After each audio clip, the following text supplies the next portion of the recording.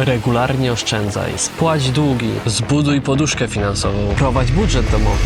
No i w sumie to tyle. Ten film mógłby się na tym zakończyć, bo już wiadomo co robić.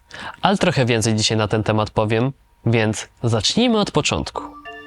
Na początku był chaos. Mordo, ale dzisiaj o finansach, a nie o mitologii. No tak. Na początku był...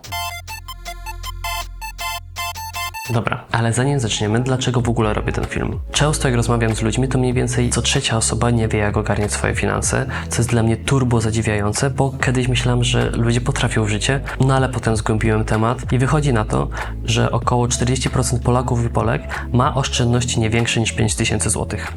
Słabo. Dlatego nagrywam ten film, żeby pokazać, jak sam ogarniam finanse, bazując na wiedzy z książek i próbach, które u mnie zadziałały.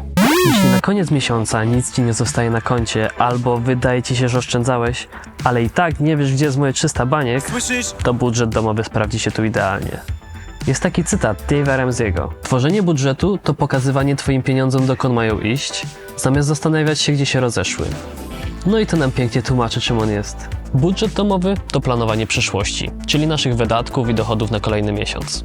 Ale żeby wiedzieć, ile się wydaje, najpierw trzeba to monitorować. I tu, całe na biało, wjeżdża nam spisywanie wydatków. Bo to pokazuje nam, ile realnie wydajemy. Zapisujemy wszystko, na co i ile przeznaczyliśmy pieniędzy.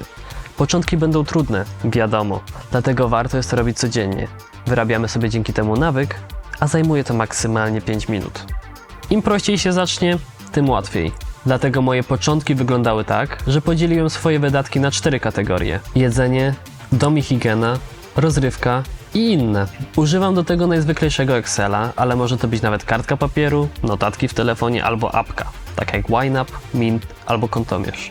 Cokolwiek, co u Ciebie się sprawdza.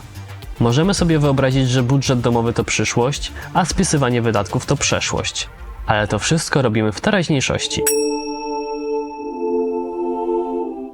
Dobra, jak już ogarniamy przeszłość, to należałoby zaplanować przyszłość. Robienie budżetu na samym początku może wydawać się trudne, jak każda nowa czynność.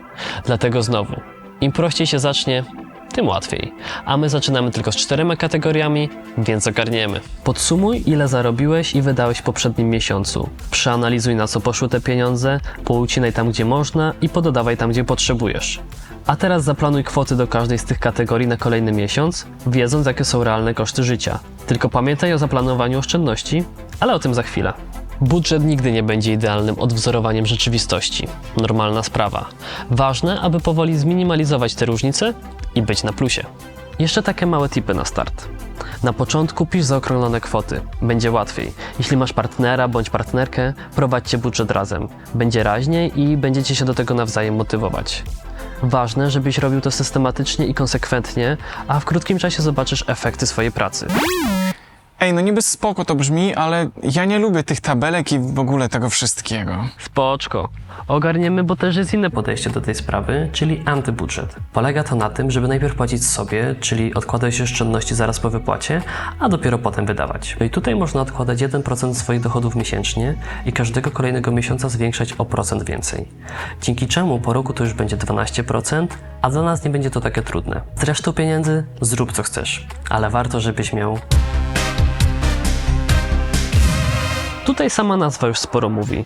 Są to po prostu pieniądze na nagłe, nieprzewidziane wydatki. Dzięki nim nie musimy kombinować hajsu na naprawę samochodu czy nieplanowaną wizytę u dentysty. Ale przede wszystkim unikamy zadłużania się. Na ten cel dobrze jest odłożyć 2000 zł. Ale spokojnie, nie naraz. Najlepiej jest to robić systematycznie i odkładać sobie grosik do grosika. Czyli na przykład 10% swoich dochodów, ale możesz też więcej lub mniej. Nikt tego nie sprawdza. Odkładając po trochę, po czasie zbudujesz taki fundusz i nie nadwyrężysz swojego budżetu, ani psychiki. Mam przynajmniej taką nadzieję. Warto jest mieć te pieniądze w łatwo dostępnym miejscu. Dobrym rozwiązaniem jest trzymanie ich na koncie oszczędnościowym, tak żeby zminimalizować przejadanie ich przez inflację. Ej, wszystko to tak łatwo i pięknie brzmi, ale ja no... długi mam. Spoko, na to też jest sposób. trudne się wylosowało, ale don't worry, be happy, jak to ktoś kiedyś śpiewał. Na tym etapie mamy już przecież fundusz awaryjny, który chroni nas przed zaciągnięciem kolejnych długów. Ważnym info jest też to, że krok ten nie dotyczy kredytów hipotecznych. Dokładnie. Kredyty hipoteczne to inna historia. Dzisiaj mówimy o kredytach konsumenckich, pożyczkach, korzystaniu z limitów kart kredytowych oraz innych zobowiązaniach. Jak się za to zabrać? Przede wszystkim trzeba zmienić swój mindset odnośnie długów. Staraj się nie zadłużać bardziej. Masz już przecież fundusz awaryjny, który Ci w tym pomaga, a jeśli korzystasz z kart kredytowych po limit, to może je po prostu warto pociąć.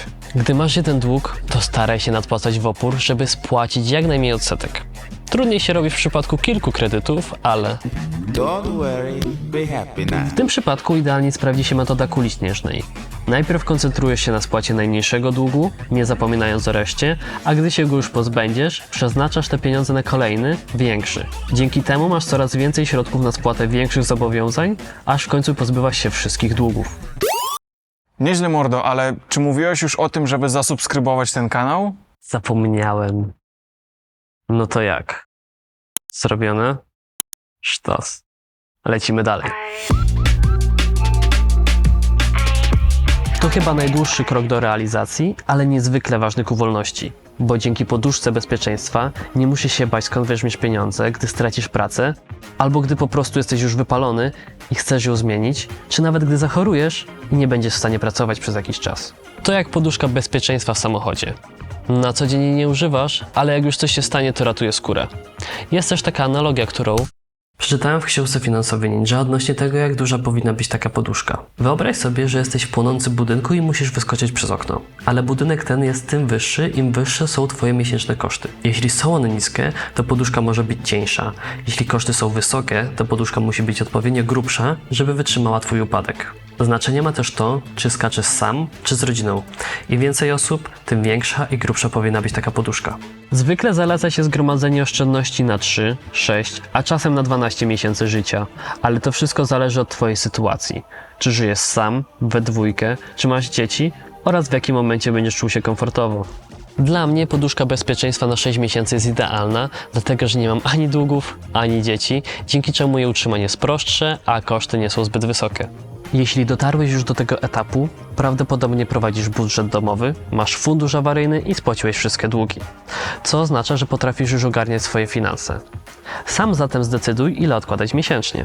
Warto jednak pamiętać, że pieniądze powinny być przechowywane w łatwo dostępnym miejscu, ale tak jak w przypadku funduszu awaryjnego, fajnie jakby inflacja ich nie przejadała.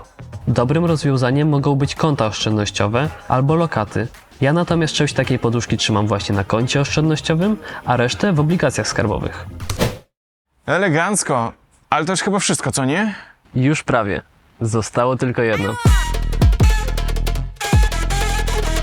Prowadzisz już budżet domowy, masz pieniądze na awaryjne sytuacje i poduszkę finansową. No to teraz nie pozostaje nic innego, jak nagrodzenie się za tak ciężką pracę i wybranie się na wakacje. A gdy już wrócisz opalony i wypoczęty, to pomyśl o inwestowaniu.